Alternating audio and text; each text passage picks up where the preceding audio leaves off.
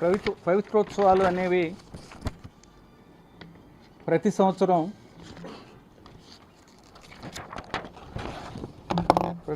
మనము నిర్వహిస్తాము.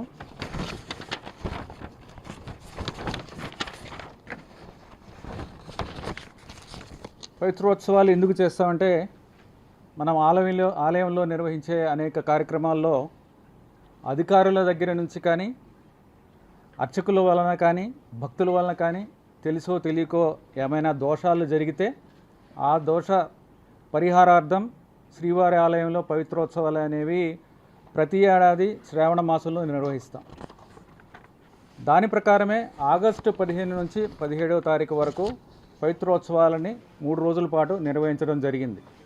దీంట్లో భాగంగా మొదటి రోజు పవిత్ర ప్రతిష్ట, రెండవ రోజు పవిత్ర సమర్పణ, చివరి రోజు పవిత్ర పూర్ణాహుతి నిర్వహించాము.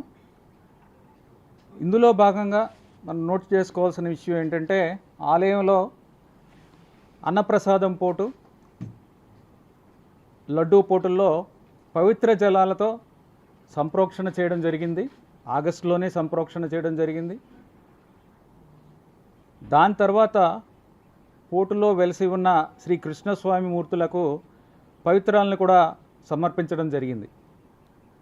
తద్వారా ఏవైనా దోషాలుంటే అవి తొలగిపోతాయి. దీని ద్వారా కల్తీ వలన వచ్చిన దోషం కూడా తొలగిపోయింది.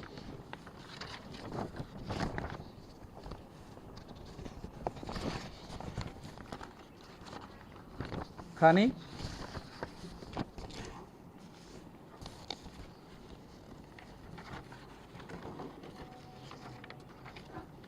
భక్తుల్లో ఉన్న ఆందోళన దృష్ట్యా ఆగమ శాస్త్ర సలహాదారులను, శ్రీ పెదజీయం గారిని, వీరందరినీ సంప్రదించి ఇంకా ఏమన్నా కార్యక్రమం చేస్తే బాగుంటుందా అనేది ముఖ్యమంత్రి గారు కూడా సూచించారు.